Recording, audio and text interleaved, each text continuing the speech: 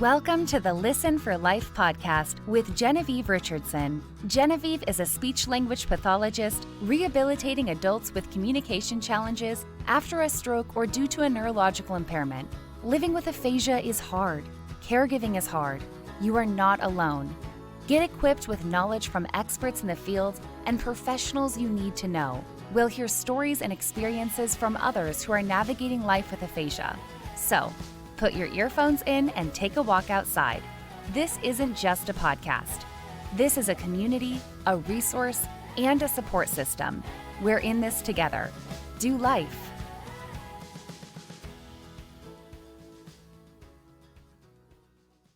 Good afternoon, Melinda. Thank you so much for coming on to chat with me today. Thank you very much for chatting with me. When you are working with your students, are you Dr. Corwin? Yes, that's mostly probably because of my white hair. You're very distinguished. So let's talk about how we met. We had the TISHA conference, the Texas Speech Language Hearing Association conference 2 weeks ago. It was, and I was so honored to meet you. Well, I attended your course and I was blown away by your passion, your enthusiasm for the aphasia community. Your talk was on the life participation approach to aphasia, which, I'm just happy that there's a name for it now. I would love to talk a little bit today about you and your passions and where you teach. And let's jump into the life participation approach as well. Great.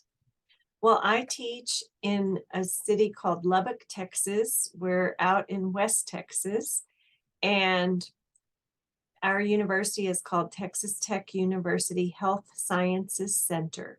We're part of the School of Health Professions, so it involves a number of, it used to be called allied health professions, and now we just call it health professions. We have a medical school, a nursing school, and then within the School of Health Professions, we have physical therapy, occupational therapy, physician assistant, clinical laboratory science. We also have a pharmacy school.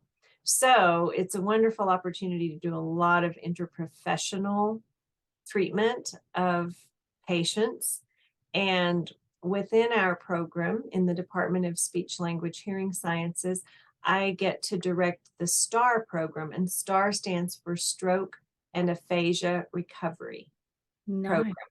It's a program that's been around for about 25 years, and we serve individuals in the community and surrounding areas who are stroke survivors, or we do have some traumatic brain injury survivors. We now have added a group for primary progressive aphasia, and we've added a group for right hemisphere strokes because there was a need in the community. So our program serves about 65 individuals in total. That includes our one caregivers network. So we have a support group for caregivers. We like to think of it as a mix of psychosocial, psychoeducational support for those members. And it meets at the same time as 9 other groups of our stroke survivors, or like I said, TB other folks. So the program has grown quite a bit over the years. I love that you are able to serve so many patients. 65, that's wonderful. Yes, and the program involves 5 clinical supervisors. So those are licensed speech language pathologists, and we supervise a total of 20 graduate students in speech language pathology every semester who serve as facilitators for the groups. Right. How does the interpersonal profession, the other professions, do they come in? Do they integrate in? Do they have access to these clients? What does that look like? Yeah, so over the years, we've had wonderful opportunities. For example, the medical students come about once a year and they practice taking a case history from someone with aphasia. And our members with aphasia teach them how to use supported communication techniques and how to hopefully improve in their ability to communicate with individuals who have aphasia. Then we do a simulation with our nursing students, and the speech language pathology students administer the IFCI, which stands for the Inpatient Functional Communication Interview. And we do this in our simulation bay that is, it looks like an acute care hospital setting. And we have standardized patients who are trained to act as if they have severe Broca's aphasia. And the speech language pathology students practice doing the inpatient functional communication interview. And then they give report to the nursing students. And the nursing students also practice giving report for the medical issues and the things that are going on with the patient medically. So, and we call those reports SBAR, situation, background assessment, and recommendations. And so anyway, that's another opportunity that we have. And then just this week, we had occupational therapy students come and meet with some of our members who chose to, and they did free occupational therapy screenings for home activities and participation. So it's wonderful to get to interact with our colleagues in other professions and to cross-educate each other about what each profession does and how we can be better providers. I'm just blown away. Are they students that are acting? Who is it that you said are trained to do that? They're called standardized patients, and they're hired by our simulation center. Many of them are actually retired physicians or nurses who come back, and they get paid for the day to serve as patient actors because they actually wear a hospital gown and they're in a hospital bed all day. And they allow students to practice things such as blood draws or inserting catheters, or whatever the tasks are that the nursing students are needing to learn as well. They're wonderful. To do the training for aphasia, we use Dr. Jackie HINKLEY'S aphasia simulations, which are found on the website Voices of Hope. They have aphasia simulations that are very, very helpful. I found that they're helpful for our stroke survivors as well as caregivers to learn more about what it's like to live with aphasia. So we use those in our training of the standardized patients. And that's why we chose Broca's aphasia, because severe Broca's aphasia is fairly easy to act if you aren't able to speak, but you can understand and you know more than you can say. So that's what we train these standardized patients to do during the assessment. Love it. I'm so glad that we have the STAR program because it offers the opportunity for 20 grad students per semester to get hands-on real life experience. Forget the standardized patients and the simulations, those are important, but to actually meet real life human beings, individuals who are dealing with aphasia every day, to work with them and learn from them is really a gift. It is a gift. And because those students are then going to share that knowledge and expertise that they gain from this program with their colleagues as they go out into the field and interact. I'm all about bringing grad students over to the adult side of our profession. Me too. And we have managed to, what I call, swing a few who thought that they only wanted to work with children.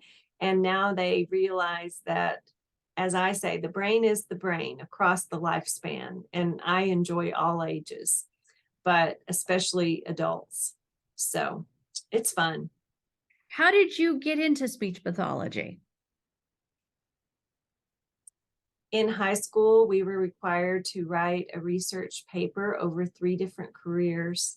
This is a true story. So I picked flight attendant, professional musician, and a speech pathologist.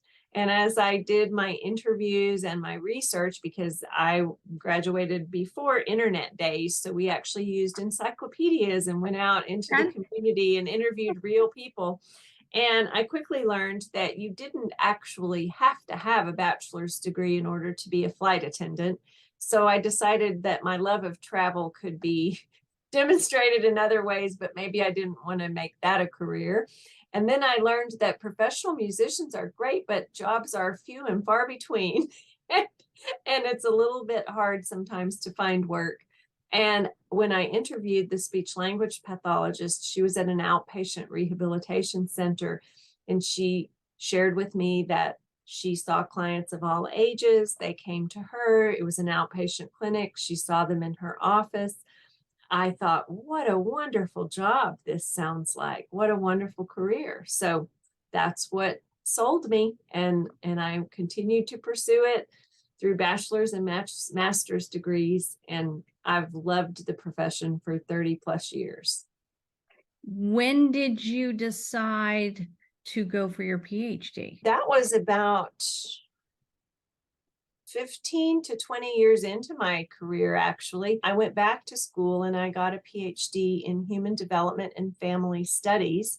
And I have had some people ask, well, why did you do that? How is that related to speech pathology? And I smile and say, well, the last time I checked, we worked with humans who develop, and we work with their families. So I think it was a really good fit, actually. And I learned a lot about family systems theory and how to involve the entire family in treatment. And it's been a wonderful PhD, but I've only held that PhD for a little over, well, it's about 15 years now. So anyway, I had practiced in the field. I started in the hospital setting and worked in acute care and then in inpatient rehabilitation for several years. And that was where I really fell in love with stroke survivors. Looking at all the pieces of your career, do you have a favorite spot? Do you have a favorite setting? Well, my favorite spot population wise is definitely people with aphasia. I have been in the university setting. I've been teaching now for about 25 years. I started teaching when I had my master's degree. And then after I got the PhD, I did additional research, but continued to teach both undergraduate, graduate, and now PhD students and direct some of their research. And I find it very rewarding because the students are the future, right? They're the future of our profession. So if we train, if I work with people, I can maybe see, for example, 30 patients a week. But if I train 30 students and each of them can see 30 patients a week, it's that ripple effect. And that's what I love about working with college students who want to go on and make this a career. Absolutely. I had reached out to UT San Antonio, UT Health Sciences. And previously, my mentor and I, we had had a variety of students from different universities. And then one university in particular, they decided that they didn't want telepractice, 100% telepractice placement for an internship. I need somebody to influence. I need somebody to teach. I wanted to host a grad student. So I looked at all the speech programs in Texas. I made a list and there's like 24. Mm-hmm. I couldn't believe it. Like, wow. And I'm like, okay, well, where am I going to start? Who am I going to call first? And my oldest daughter was just starting her undergraduate and she was going to UTSA. So I'm like, well, okay, let's see who's in the speech department at down at UT Health in San Antonio. And I was connected with Dr. Eaton, and the rest is history. And it just turned out that there was a student waiting for an adult placement because her first one had fallen through or it was taking too much time. Oh, I'm so glad that you had the opportunity and that you're willing to share your expertise with students in training. It's entirely selfish for myself. I love it. I love it. So over the summer, they do intensive 2-week programs. So they do 3 different programs over summer, and I got to be a supervisor. So I had 6 students. We had 3 patients, and it was the hardest 2 weeks just because of the intensity of it. I walked in on Monday morning, not knowing the clients, not even knowing the names of my students, but we got up to speed super quick and it was rewarding.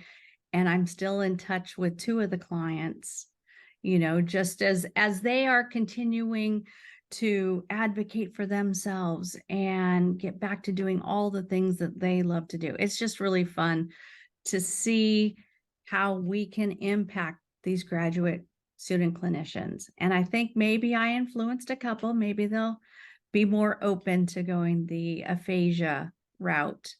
I keep in touch with them, via text message, and it's fun. It's rewarding. Oh, I'm so glad you do that. That's fabulous. So let's talk about the life participation approach to aphasia. Tell me how you got into that. I was similar to you, Genevieve, in that I always wanted to do things that I felt were meaningful to the patients and that would make a difference in the long term. And so I found myself a bit uncomfortable doing some of the drill work type activities that I was trained to do in graduate school, but that's all I knew at the time. And so that's what I was doing. And then I read the pivotal article by John Lyons and the colleagues who wrote about the life participation approach to aphasia, which came out about 20 years ago. But, it takes such a long time for things to trickle down to us in the trenches, those of us who are practicing.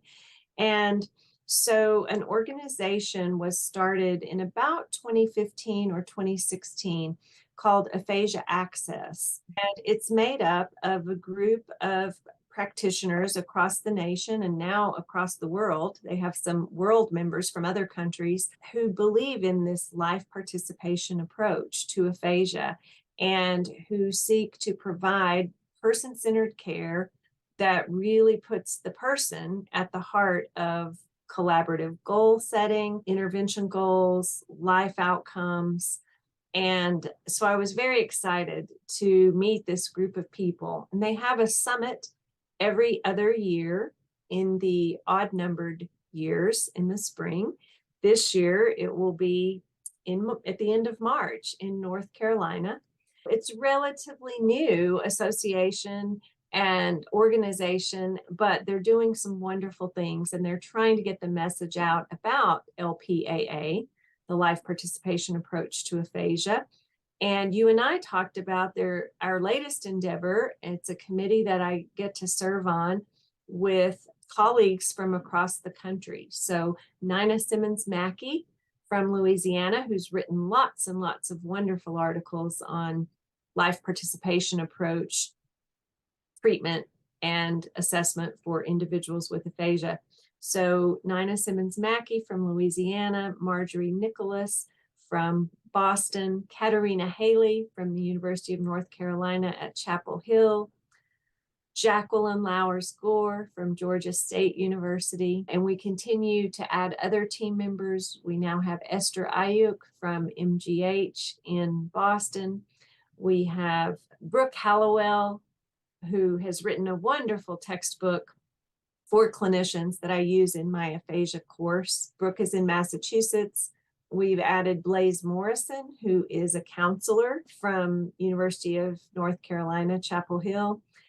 And our project manager is Catherine Shelley, who was one of the first presidents of Aphasia Access. And so through this, we've developed an online course called the Knowledge Course. And it's the basic or the foundation part about the life participation approach to aphasia in person-centered care. We're currently working on the second course, which will be called the practice course, where it's more applicable. It has demonstrations of actually how to do assessment and therapy using this life participation approach.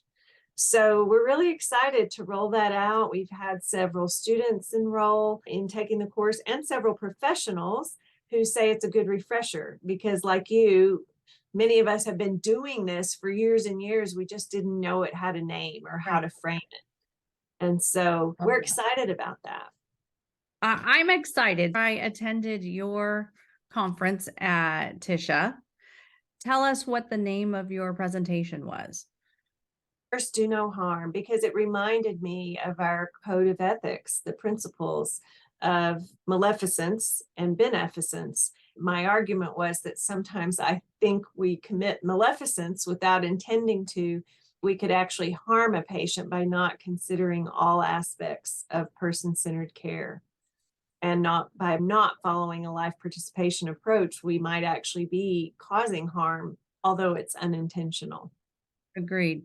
Yeah, I loved your presentation. So coming out of your presentation that evening, so that was on a Thursday, I went home, looked up Aphasia Access, and realized that that was the group I had just joined early in January. Not Oh, real, wonderful. not making all these connections until I heard your lecture at Tisha, and I said to hubby, I'm like, any objections for me to go to North Carolina in 3 weeks or whatever it was. So yeah, I booked it that night, and I will be joining you in North Carolina. And I will be so excited to see you and introduce you to some of the other members.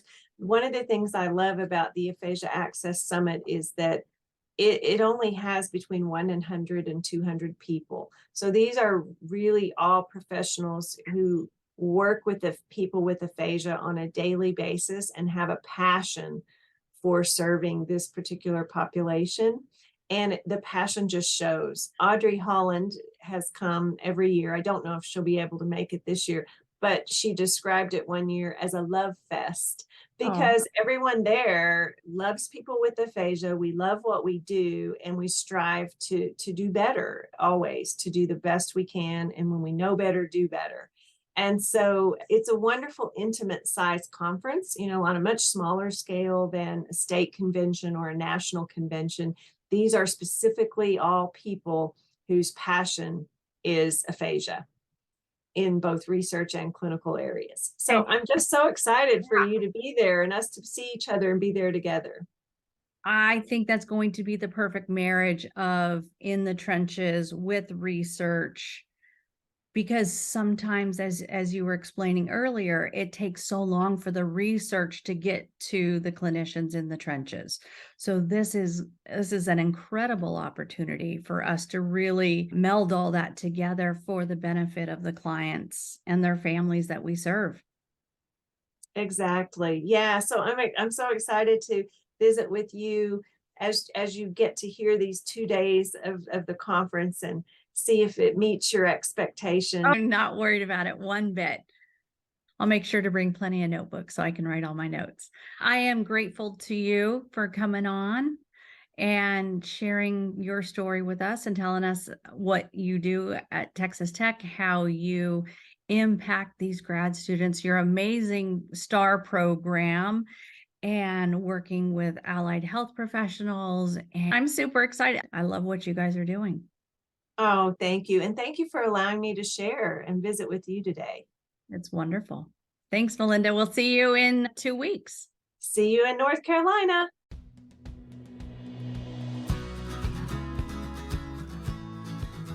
Thanks for tuning in to the Listen for Life podcast. We hope you feel empowered and supported. Head over to listenforlifepodcast.com to see the show notes with links and information from today's episode. Do you have a topic, a resource to share, or a guest recommendation?